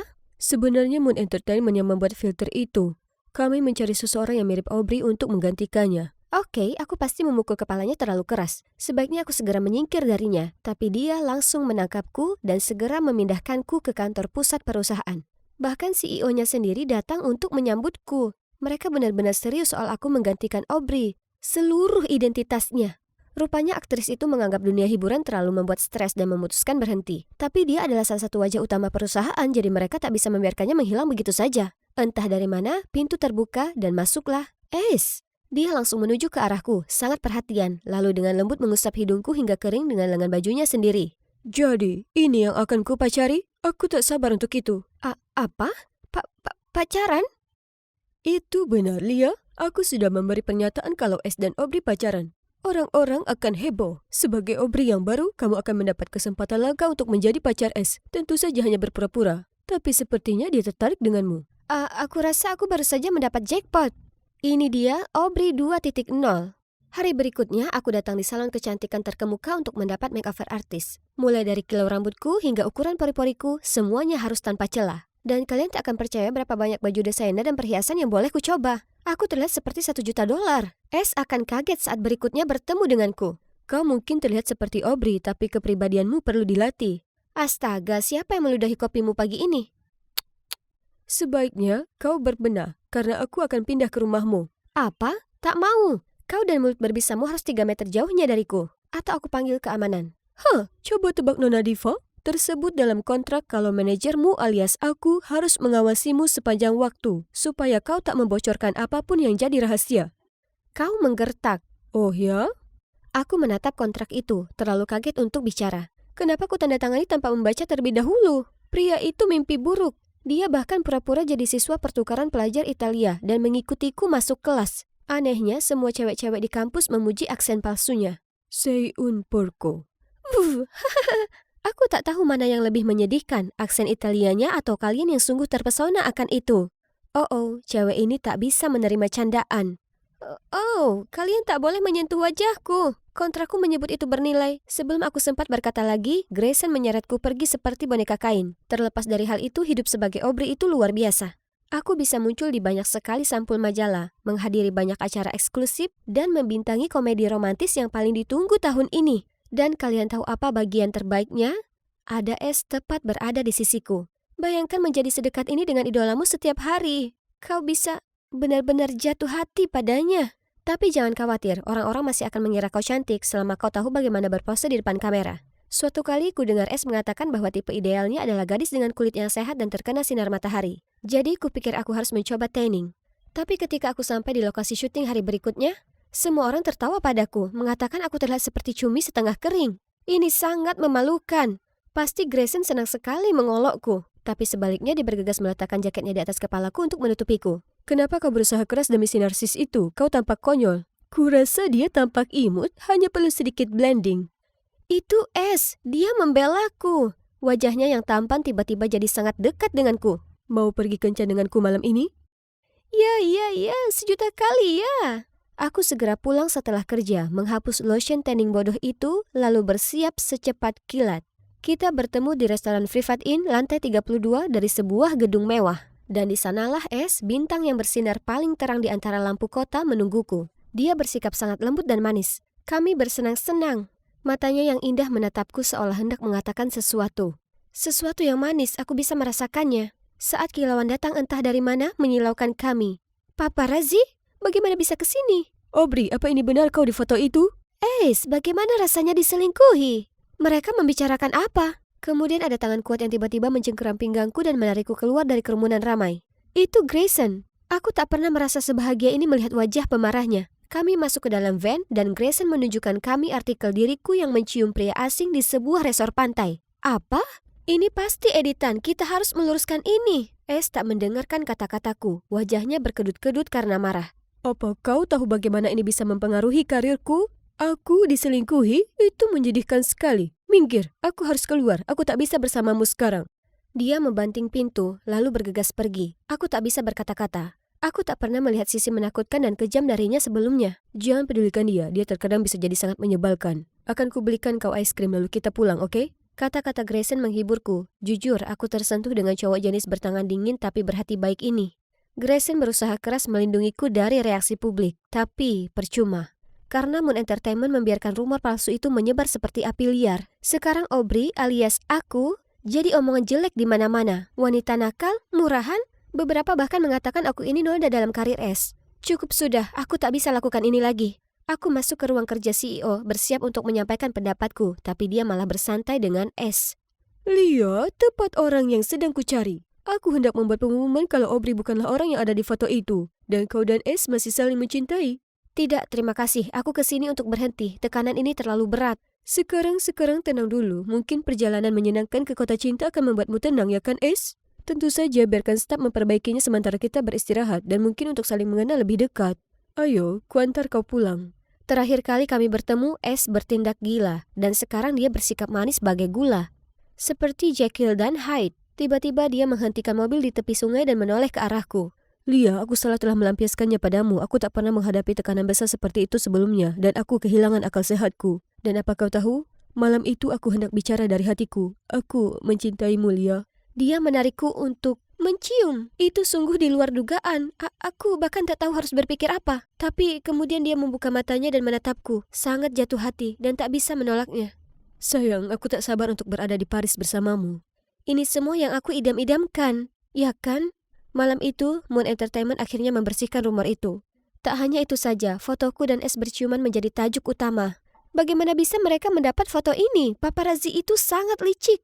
Aku sangat bingung dan entah kenapa aku terus memikirkan tentang Grayson dan bagaimana perasaannya jika mendengar berita ini.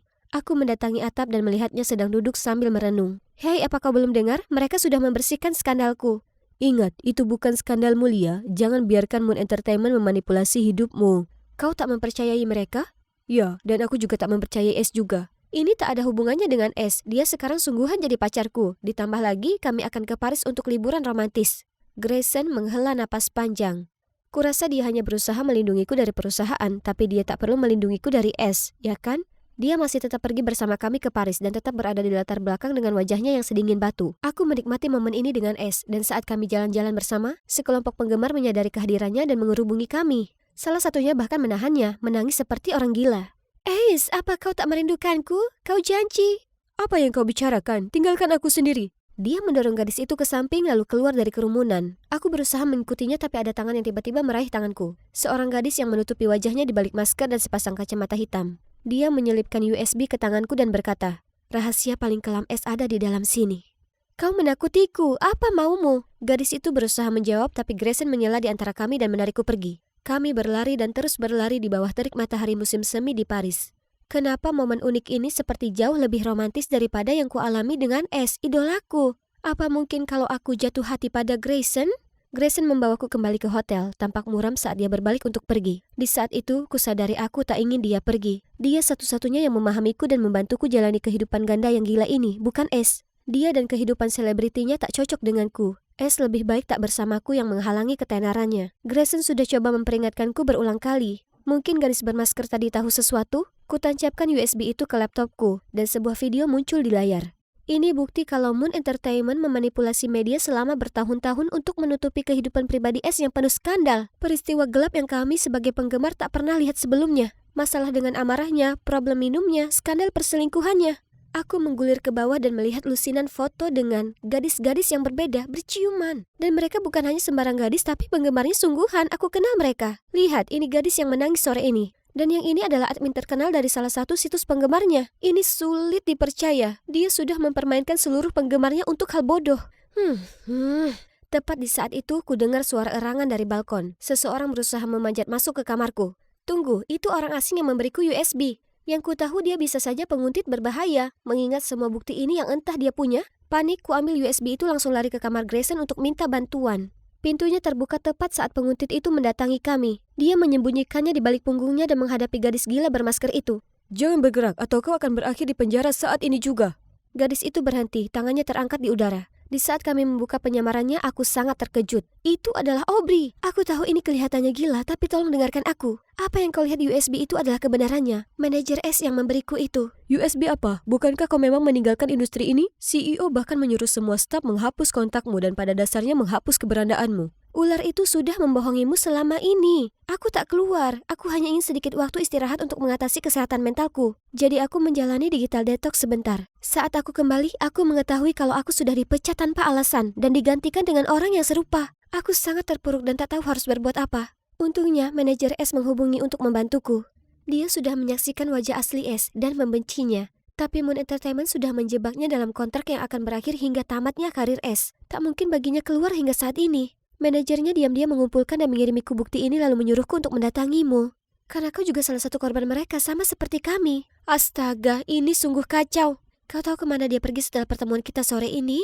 Aku menggelengkan kepalaku dengan bingung saat dia menunjukkan sebuah video S bermesraan dengan salah satu gadis di pesta sebelumnya. Bagaimana dia sangat tak tahu malu. Apa kami para penggemar seperti orang bodoh baginya? Tak perlu ragu-ragu lagi. Aku akan jatuhkan si brengsek ini atas nama para penggemarnya yang setia. Aku terus berperan menjadi pacar S baik di dalam film maupun di dunia nyata. Sementara Aubrey memakai identitasku untuk mencari pekerjaan paruh waktu sebagai staf monitor di Badan Penyiaran Nasional yang mengatur Movie Sensation Award tahun ini. Tak mungkin S tak akan datang karena dia dinominasikan sebagai pemeran utama pria terbaik. Pria malang, dia tak tahu apa yang disiapkan untuknya. Dan itu si Aubrey dengan bantuan Grayson bahkan tak ada yang memperhatikan kalau kami sudah bertukar tempat lagi. Aku juga berhasil dapatkan untuk Aubrey posisi host penghargaan tahun ini. Sekarang silakan duduk karena pertunjukan telah dimulai. Dan pemeran utama pria terbaik jatuh kepada S. S yang klasik memainkan aksi terkejut dan emosionalnya saat naik ke atas panggung. Saya ingin berterima kasih kepada para penggemar atas dukungannya. Saya bukan siapa-siapa tanpa mereka. Yang benar saja, sekarang mic mati, lampu mati. Inilah acara puncak malam ini. Wajah asli S sebagai penipu wanita. Semua orang terkesiap dan mulai berbisik-bisik. Kusorotkan lampu ke arah penonton dan seorang gadis berdiri. Aku salah satu gadis di foto itu. Dia bilang ke semua gadis kalau dia dan Aubrey hanya berakting untuk publisitas. Jadi kami mau berkencan dengannya diam-diam. Aku pernah jadi fotografernya dan dia berteriak-teriak padaku 20 menit karena aku tak mendapatkan sudut yang bagus. Aku seorang bartender di bar yang sering dikunjunginya, di mana dia sering mabuk, memukul gadis, dan mulai berkelahi dengan orang asing setiap hari. Para penonton mulai mencemooh dan melempari S. Hal terbaiknya adalah seluruh peristiwa ini disiarkan secara langsung ke seluruh dunia. Dapat dikatakan bahwa tak akan ada lagi yang akan tertipu oleh si brengsek ini, yang artinya pekerjaanku di sini selesai. Aku keluar dan melihat paparazzi dan para penggemar mengurumuni Aubrey. Ia menanganinya dengan anggun dan terlihat mudah. Pusat perhatian bukan untukku dan itu tidak masalah. Aku senang bisa kembali jadi gadis normal yang tak perlu peduli dengan opini publik. Bagian terbaiknya, aku bisa kencan dengan pacar manajer idolaku di sebelah sana. Aku punya ide makan malam rumahan lezat untuk merayakan rencana kami yang sukses. Dan juga 1 bulan hari jadi kami. Bagaimana menurut kalian?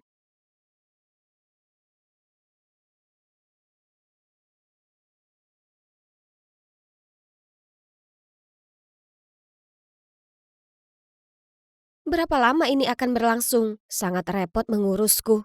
Lex, mulai hari ini aku akan menyimpan ponsel dan laptopmu. Kejam. Kaki digips bukankah hukuman? Maaf, kau tak layak berpendapat soal ini. Kalau sejak awal kau tak belikan anak perempuan kita sepeda motor jebakan maut, dia akan baik-baik saja. Ya, maaf karena memastikan dia tak tumbuh dewasa jadi membosankan seperti ibunya. Ya, ceramah lainnya tentang betapa tak bertanggung jawabnya aku malah akhirnya berubah jadi pertengkaran antara ibu dan ayah. Mereka hanya berhenti saat ibu perlu pergi dinas ke Mesir. Aku sudah selesai berdebat denganmu. Aku harus segera naik pesawat. Aku mengawasimu, nak. Jauh-jauh dari Mesir, itu cukup sulit. Ya, paling tidak ada ayah di sini, jadi aku tak akan sendirian. Esok paginya, aku terbangun melihat catatan tertempel di kulkas. Alex, aku akan syuting film terbaruku di Spanyol selama beberapa bulan. Ada kebijakan tak boleh ada telepon untuk menghindari informasi yang bocor. Jadi jika tak mendesak, jangan menelpon ayah, menyayangimu ayah. Serius? Memilih pekerjaan daripada aku? Kenapa aku masih terkejut? Itulah yang kau dapat saat kau punya ayah aktor terkenal di dunia dan ibu seorang fotografer pemenang penghargaan. Mereka jarang di rumah dan kapanpun mereka ada, mereka selalu saling bersitegang. Semua menambah alasan lain untukku bergaul dengan geng bikerku. Aku suka sekali dengan motor, itu adalah satu-satunya hiburanku. Tapi itu juga bagaimana aku mencederai kakiku. Tapi pembelaanku, aku bisa lakukan trik itu dan memenangkan taruhan. Kalau bukan saja karena jalan bergelombang itu. Tapi tak satu pun dari sohibku menjengukku sejak itu. Bahkan tidak juga cowokku Blake. Tapi yang benar-benar membuatku kesal adalah sekolah libur selama musim panas, tapi aku hampir tak bisa bergerak. Jadi, karena pikiranku bosan, aku mencari ide baru untuk menghibur diri yang mana bermain kamera tersembunyi di seluruh wilayah pinggir kota ini. Berkat kamera ibuku, aku bisa mengamati pasangan pengantin baru Cunninghams di sebelah kanan, keluarga Carpenters di sebelah kiri, beberapa rumah lainnya, dan Timmy kecil di seberang jalan. Demi Tuhan, aku hampir mengira ada pria tampan yang baru saja pindah. Teman masa kecilku Timmy kecil sudah resmi tumbuh jadi Timothy. Dia terlihat seperti versi berotot dari Timothy Chalamet. Kemudian Tim tiba-tiba beranjak dari duduknya dan kami tak sengaja bertatap mata. Canggung. Terlihat keren ganteng. Dia bahkan makin tampan saat tersenyum. Oh, dia membalas. Bahkan lebih baik dari dekat. Itu berani sekali, Timmy. Sayang sekali. Sorry, payah. Awalnya Tim tampak bingung, kemudian dia melihat gipsku, dia langsung meninggalkan ruangan. Hah? Patah kaki sudah cukup untuk membuatnya kabur? Dia itu yang payah. Lalu bel pintu berbunyi. Hei, itu lama sekali. Kau di sini?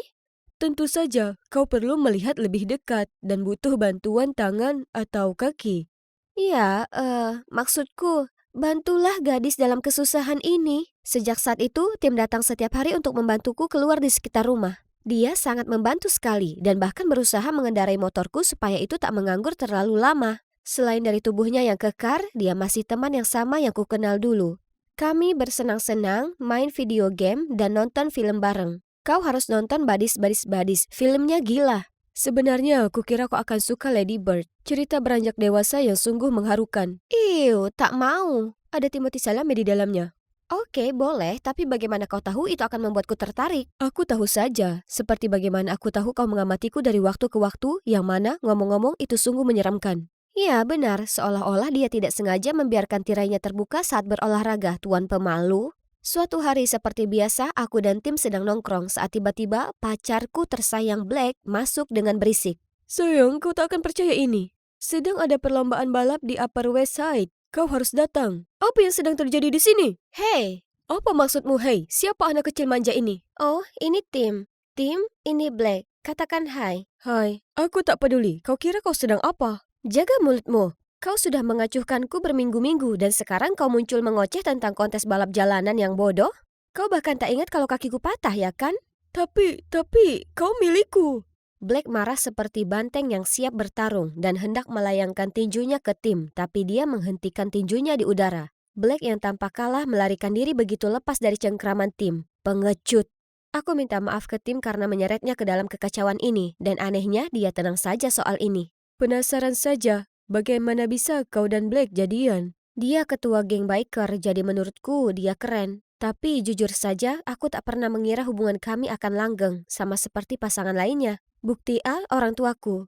Begitu ya, ayahku juga contoh yang bagus. Kemudian Tim mengungkapkan kalau ayahnya meninggalkan ibunya untuk wanita lain tahun lalu, yang mana sangat membuatnya kesal. Aku bisa paham sekali dengan kondisinya. Mungkin terkurung di rumah bukanlah hal yang terlalu buruk, karena kami jadi punya kesempatan untuk mengobrol banyak hal. Tapi pagi berikutnya, saat aku sedang bersantai di kamarku, sesuatu yang buruk menarik perhatianku. Sesuatu yang pirang. Sepertinya dia sedang mengembalikan hoodie kepada Tim. Teman macam apa yang meminjam hoodie? Dan saling bersikap seperti itu? Kita lihat saja dia akan bilang apa. Siapa si pirang itu? Apa yang dia lakukan di rumahmu hari ini? Apa? Siapa? Dia mungkin terlihat manis seperti kue stroberi, tapi jangan tertipu. Apapun jenis cinta yang kalian berdua pikir miliki akan segera pudar. Rasa manis itu akan jadi asam kapan saja. Tim hanya tertawa terbahak-bahak. Apa yang lucu? Apa yang membuatmu berpikir begitu? Kau bahkan tak tahu Annabelle. Kau tak percaya padaku? Lihat saja sendiri. Aku lalu tunjukkan padanya semua rahasia yang kuungkap di perkampungan kami yang terlihat sepi. Pertama-tama, pasangan dari rumah nomor 9 keduanya berselingkuh. Anak perempuan dari rumah nomor 11 memperalat cowoknya untuk menyembunyikan hubungan aslinya dengan cowok lain. Yang terakhir, keluarga Carpenters, yang tampak seperti pasangan serasi pinggiran kota. Sebenarnya punya kehidupan yang jauh dari bahagia karena kebiasaan minum-minum Tuan Carpenter. Kesimpulannya, tak ada yang namanya cinta sejati. Aku paham maksudmu, tapi di sisi lain, cinta yang tulus memang ada. Tim mengarahkan kamera ke arah keluarga Cunninghams. Aku tak percaya dengan aksi pasangan seperti itu. Kemudian suatu hari, Tim berkata dia harus bekerja lembur di perpustakaan untuk menyiapkan suatu acara hanya dengan, kalian bisa tebak, Annabelle. Aku harus sembunyikan amarahku saat kulihat Tim berkendara pergi dengan si pirang itu. Dengan tak ada hal lain untuk kulakukan, kuputuskan untuk mengintai keluarga Cunninghams. Astaga, bagaimana bisa mereka tampak sangat mesra selama ini? Aku ingin menghilangkan pikiranku akan Tim. Tapi semakin aku mengamati mereka, semakin aku memikirkan dia dengan Barbie itu. Itulah saat kulihat buku yang Tim pinjamkan untukku dari perpustakaan. Sepertinya sudah waktunya mengembalikan. Aku naik Uber ke sana, tapi di sana ada banyak orang juga. Kenapa Tim berkata kalau mereka akan berdua saja di sini? Wajah Tim berubah seperti The Screams saat dia melihatku. Tak mengira aku bisa pergi sejauh ini. Hai, jangan pedulikan aku hanya di sini untuk mengembalikan ini. Kau seharusnya berikan saja ini padaku. Oh ya Tuhan, tidak. Aku tahu kau sedang sibuk dengan Annabelle, ya kan? Ya, bagaimana kau tahu namaku? Oh, kita lihat. Kau mengingatkanku akan boneka seram yang juga mimpi buruk. Tim kemudian segera menyeretku pergi. Lihat, dia peduli padaku, bukan padamu, Annie. Namun, kesenangan itu langsung terganggu saat kulihat ada Blake di luar. Giliranmu untuk membayar. Tim segera berdiri di antara aku dan Blake. Tapi yang mengejutkan kami, Blake memberi aba-aba premannya yang sembunyi di dekatnya untuk menampakkan diri. Karena kalah jumlah, aku berusaha mencegah situasi jadi makin buruk. Ayo bersikap beradab, kita bisa selesaikan ini tanpa kekerasan. Kau benar sayang, kita bisa selesaikan ini dengan taruhan. Siapapun yang bisa lakukan trik yang membuat kaki Lex patah ditambah dengan Akira slide bisa memilikinya jujur dan adil. Yang kalah harus berlutut. Pertama, aku ini bukan trofi. Yang kedua, aksi itu sangat berbahaya, ya kan Tim? Tapi kedengarannya layak. Apa kalian berdua sudah kehilangan akal sehat? Tim melakukannya terlebih dahulu, dan meskipun gagal, dia berhasil mendarat tanpa cedera, sementara Blake mendarat di wajahnya. Tentu saja kegagalan itu membuat seluruh anggota geng sangat malu. Mereka langsung kabur. Tapi aku masih sangat kesal. Selamat, kau tak memenangkan apapun. Bukannya aku tak peduli padanya, aku cuma tak tahan lagi dengan kecerobohannya. Hari berikutnya aku terbangun mendengar bel pintu. Jadi, kenapa kau kesini? Maaf soal kemarin malam, tapi jika kau tinggal lebih lama, aku bisa saja memberitahumu.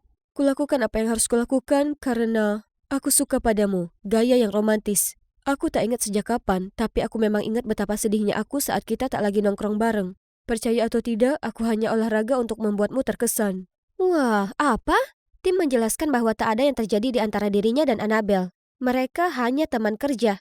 Dan dia mengarang semua tentang berduaan bersamanya di perpustakaan hanya untuk melihat reaksiku. Bagaimana menurutmu aku bisa membuatmu percaya akan cinta? Tim, jangan konyol. Cinta bukanlah seperti yang ada di film-film. Itu hanyalah reaksi kimia sementara yang ada di otakmu yang membuatmu mengira kau sungguh-sungguh merasakannya. Ayolah, beri kesempatan. Tidak, lihatlah orang tuaku, ayahmu, dan semua keluarga di lingkungan ini. Jika kau bertanya padaku, perasaanmu padaku saat ini akan pudar sama seperti perasaanku terhadap Blake. Aku minta maaf, sudah buang-buang waktumu. Kukira, aku cukup spesial bagimu untuk berani mengambil resiko. Sekarang aku tahu betapa kelirunya aku. Dia kemudian pergi tanpa berkata apapun lagi. Saat Tim menutup tirainya, jujur aku merasa sakit di dadaku. Ini untuk yang terbaik, ya kan?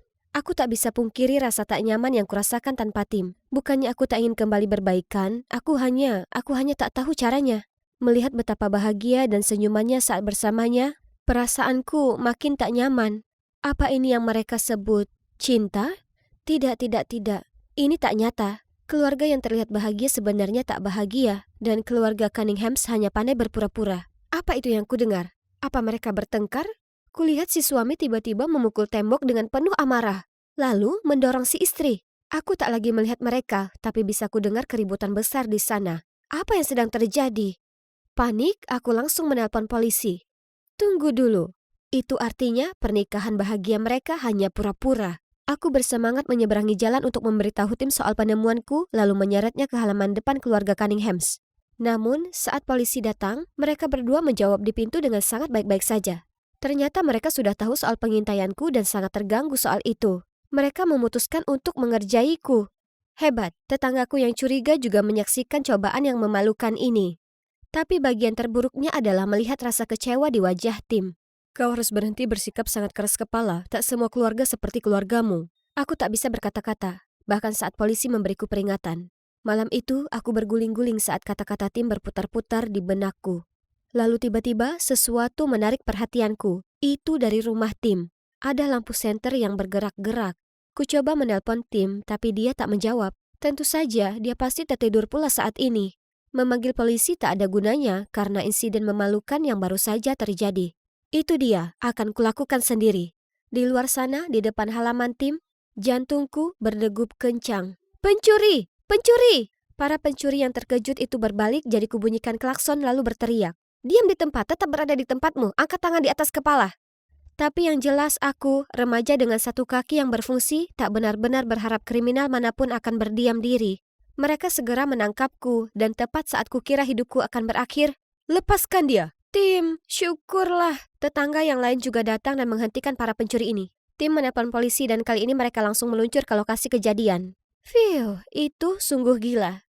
Nyonya Jones, ibu Tim, berterima kasih padaku dan mengundangku untuk menginap malam itu. Baik sekali beliau, meskipun ia terbahak-bahak saat kujelaskan situasi yang terjadi dengan keluarga Cunninghams. Saat Tim pergi mengambil minuman untuk kami, ia bertanya padaku kenapa aku sendirian di kondisi seperti ini. Jadi kuceritakan semua tentang keluargaku.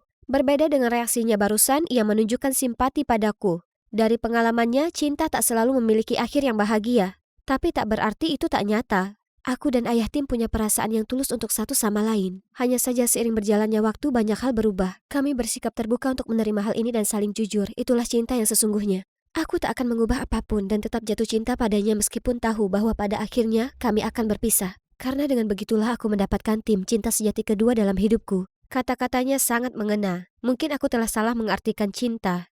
Anda benar, cinta tak pernah salah, dan Tim sangat beruntung memiliki ibu penyayang seperti Anda. Sementara orang tuaku tak hanya saling membenci, mereka juga membebankan semua padaku. Aku bertaruh bahkan kejadian malam ini tak akan membuat mereka peduli. Aku paham maksudmu, tapi kenapa tak kau coba saja? Reaksi mereka mungkin akan membuatmu terkejut. Jadi aku menelpon mereka, dan coba tebak. Mereka berdua terdengar cemas di telepon dan mengatakan mereka akan pulang sesegera mungkin.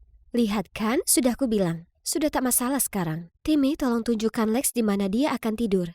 Kau sungguh sangat berani. Bersikap heroik di luar tadi terlepas dari semua kondisimu. Aku tak akan mempertaruhkan nyawaku kalau bukan demi... Kalau demi apa? Aku menyimak. Demi kamu. Aku minta maaf aku bersikap berlebihan. Bayangan menjadi pasangan tua yang membosankan yang saling benci menggangguku. Tapi kemudian kusadari, jika kita bersama, kita tak harus seperti itu. Kita bisa seperti keluarga Cunninghams. Itu tak terdengar terlalu buruk ya kan? Kurasa tidak. Esok paginya aku terbangun oleh telepon orang tuaku. Mereka sungguh menepati janji mereka kali ini. Ibuku menjelaskan bahwa ia mengira ayah ada di rumah untuk menjagaku. Sedangkan ayah dengan bodohnya mengira ibu hanya pergi karena marah dan akan segera kembali. Jadi mereka sungguh peduli padaku. Mereka hanya kurang baik dalam menunjukkannya. Mereka tetap bersama karena menganggap itu yang terbaik bagiku. Tapi ketegangan dan pertengkaran yang tak kunjung usai menggerogoti kami dari dalam. Insiden ini telah membuka mata mereka, jadi mereka setuju untuk bercerai dengan baik-baik sambil tetap merawatku bersama-sama. Aku akhirnya terbebas dari gips, tapi sebenarnya aku bahkan merasa lebih bebas dari sebelumnya. Apakah ini kekuatan dari keyakinan baru akan cinta? Apa itu karena aku telah menyadari bahwa cinta sudah ada di sekitarku selama ini? Aku sendiri juga tak yakin, tapi siapa yang peduli? Alex dan Timothy undur diri.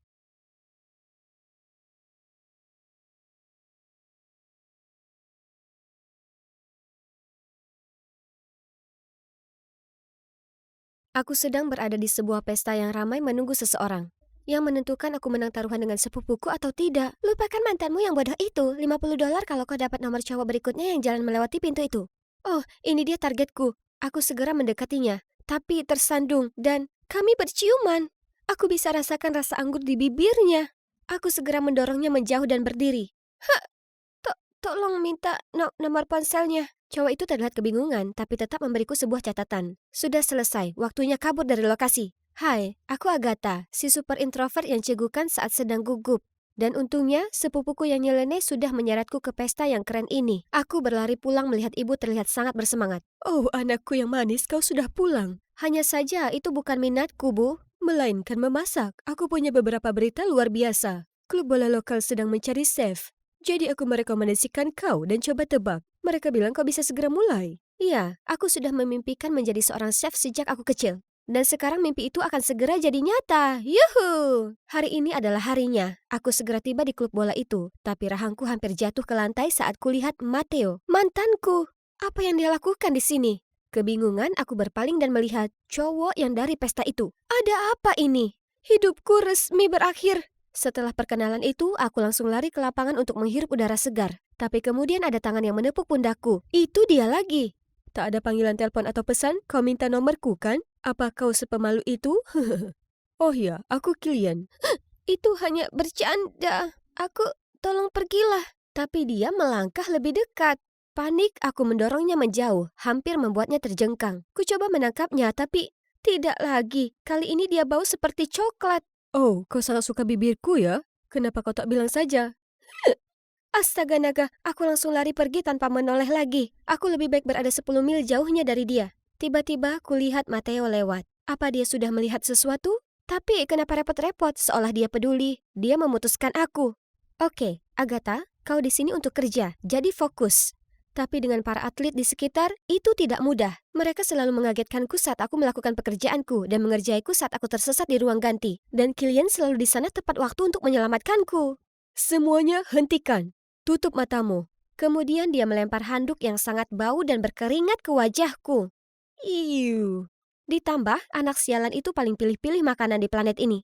Dia terus saja mengeluh tentang makananku dan minta ku masakan yang lain. Silahkan. Aku mengurangi tepung untuk membentuk otot. Akan kusingkirkan pastanya. Ups, aku lupa. Aku alergi laktosa. Baiklah, tanpa keju. Ayam yang malang. Aku tak bisa makan itu. Jadi, apa kau alergi dengan piring juga? Sementara anggota tim yang lain jauh lebih mudah, terutama Matteo. Kami dulu pacaran, jadi aku cukup tahu seleranya. Kuberi kau ekstra daging babi, kesukaanmu. Aku tak suka daging babi. Aku benci babi. Tak lama, Kilian ikut nimbrung. Sebaiknya kau fokus saja kepadaku. Kita bisa bahas menuku secara pribadi. Sebelum aku bisa berkata apapun, dia sudah memberiku sebuah catatan. Aku dan dia sendiri? Itu aneh. Tapi mempelajari kebiasaan makannya akan membantu pekerjaanku, ya kan? Tidak kesalahan besar. Kilian punya daftar pantangan yang tidak masuk akal. Garam tak boleh lebih dari 2,5 gram setiap hari. Semua diberi mayones, tak mau jamur, dan spaghetti tanpa saus tomat. Apa dia baru saja turun ke bumi? Dan selama waktu makan, cowok ini terus saja tersenyum dan menatapku. Kau suka padaku atau bagaimana? Ada sayuran di gigimu, kawan. Oh astaga, aku langsung berlari ke kamar mandi, tapi Kilian mengejarku, membawa segulung wol. Apa ini punyamu? Aku menatap ke bawah melihat benang wol terlepas dari tepian bajuku. Oh astaga, kuharap bumi menelanku bulat-bulat saja saat ini. Yang mengejutkan, Kilian meletakkan jaketnya padaku. Itu keren. Berikutnya dia memergokiku terpesona padanya. Jadi aku langsung pura-pura memainkan ponselku. Cuma mau memecahkan level 9674 di Candy Crush. Anehnya, selama beberapa hari berikutnya, Matteo mulai bersikap baik padaku. Terlalu baik. Masakanmu selalu yang terbaik. Besok, bisakah kau buatkan aku bakwan sayur yang biasa kita makan sama-sama? Dia masih ingat itu? Astaga, dia membuat jantungku berpacu. Aku berlari ke dapur dan memutar musik untuk menenangkan diri. Segera, kudapati diriku sendiri menyanyi dan menari mengikuti irama musik. I promise that you'll never find another like me. Mamma mia. Berapa lama dia di situ? Kebingungan, aku tak sengaja tersulut. Kilian segera datang dan memegang tanganku. Kau tak apa?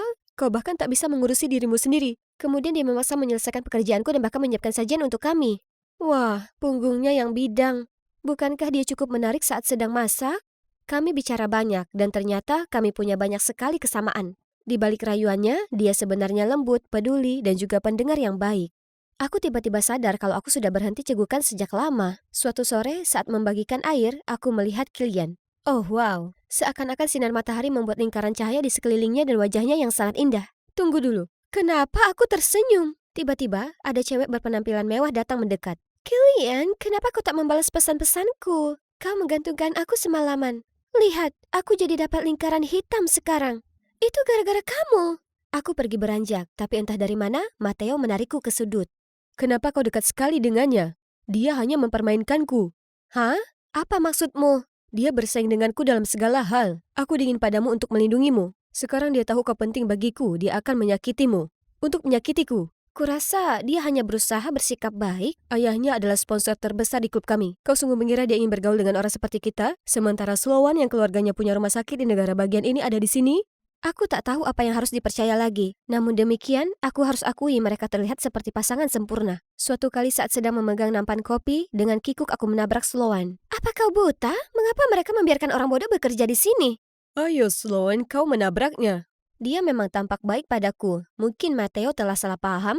Kemudian suatu kali aku melihat mereka berdua bertengkar dan Kilian bahkan mendorong Matteo. Ku coba untuk mengintervensi, tapi mereka menepisnya. Apa yang terjadi di antara mereka? Beberapa hari kemudian, aku kembali dari toko untuk menemui kepala pelatih yang penuh amarah.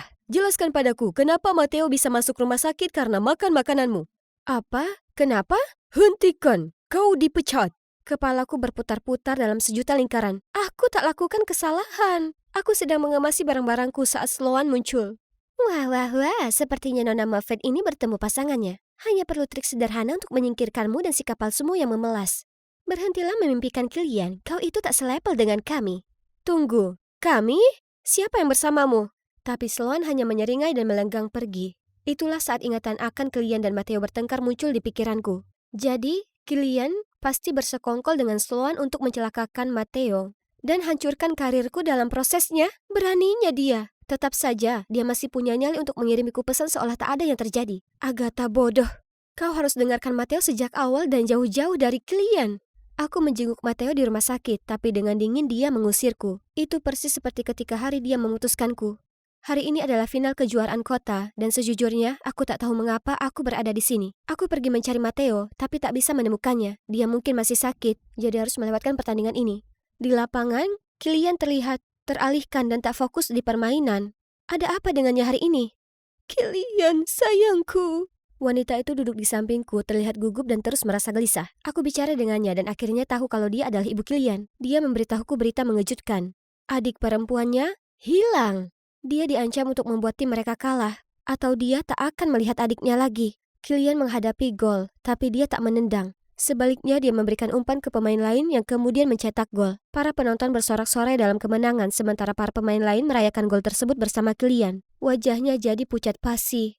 Seperti yang sudah diperkirakan, ancaman terus berdatangan. Aku tak bisa hanya duduk dan berdoa, jadi kutanya ibu Kilian untuk mendapat lebih banyak petunjuk. Dia memperdengarkan rekaman putrinya kepadaku. Kupasang telingaku untuk menyimak dan mendengar suara berisik. Peekaboo, peekaboo. Aku tahu suara itu. Itu burung beo Matteo. Bu, saya tahu siapa yang berada di balik ini. Itu Matteo. Apa? Aku bisa maklumi keracunan makanan palsu. Tapi beraninya dia sakiti klienku? Katakan sekali lagi, Sloan. Dia memintaku untuk memalsukan dokumen medis dan kupikir itu juga akan membuatmu keluar. Jadi aku setuju. Tapi bagaimana dengan adik klien? Itu tak ada hubungannya denganku. Aku bersumpah. Kami bergegas ke rumah Matteo. Butuh waktu lama sekali untuknya untuk membuka pintu. Matteo, apa kau baik-baik saja sekarang? Aku banyak berpikir tentang kita. dan menyadari betapa pentingnya kau bagiku. Dan aku tak ingin kehilanganmu lagi, Matteo. Bisakah kau... Oh tolong, berkacalah. Aku hanya pacaran denganmu untuk bersenang-senang. Kau benar-benar berpikir aku menyukaimu? Dan kumohon, tak ada daging babi untukku. Apa kau sungguh-sungguh berpikir aku ingin kau kembali setelah hal-hal keji yang kau lakukan padaku dan Kilian? Kilian, terima kasih untuk si aneh itu yang telah mendatangiku untuk mengatakan yang sebenarnya. Menyedihkan sekali dia mengambil sisaku. Itu kau bodoh? Kemudian dia cerita bagaimana ia menyusun seluruh rencana ini untuk hancurkan karir Kilian. Karena rasa iri yang dipicu saat ia mengunjunginya di rumah sakit dan mengatakan untuk tidak khawatir melewatkan pertandingan karena mereka punya strategi untuk menutupi ketidakhadirannya dan tim tetap akan tampil dengan baik. Aku bukan pion yang bisa dengan mudah ditendang. Itu harapanmu. Kau memang menyedihkan. Tepat pada saat itu, Sloan muncul bersama gadis kecil itu. Ayo kita pergi, tak ada waktu lagi. Kau mau kemana, Agatha? Akui saja, kau masih tergila-gila padaku. Maaf, Agatha yang dulu tak bisa menerima telepon sekarang. Kenapa? Oh, karena dia sudah mati. Setelahnya kami segera ke stadium. Di sana aku meneriakkan nama Kilian dan mengangkat tangan adiknya. Dia tampak kaget melihat kami, lalu kemudian mengangguk dan tersenyum. Setelahnya dia bermain seperti seorang profesional dan memimpin timnya menuju kemenangan. Dia bahkan dianugerahi pemain terbaik. Sebuah kehormatan menerima gelar ini dan saya ingin menyebut seseorang yang penting. Tanpanya, hal ini tak akan terjadi. Agatha, terima kasih banyak. Kamera yang tak terhitung jumlahnya mengarah padaku. Kemudian dia bergegas menyeretku ke sudut di mana kuceritakan semuanya. Aku tahu Matteo brengsek, tapi aku tak menyangka dia seburuk itu. Tapi jangan khawatir, kita lihat saja bagaimana dia dicekal permanen dari klub sepak bola. Agatha, aku ingin memberitahumu kalau aku telah menemukan sesuatu yang sama pentingnya dengan sepak bola. Kamu. Dia kemudian meraih wajahku dan menempelkan bibirnya ke bibirku. Akhirnya, kami sah berciuman. Dan itu sungguh ajaib.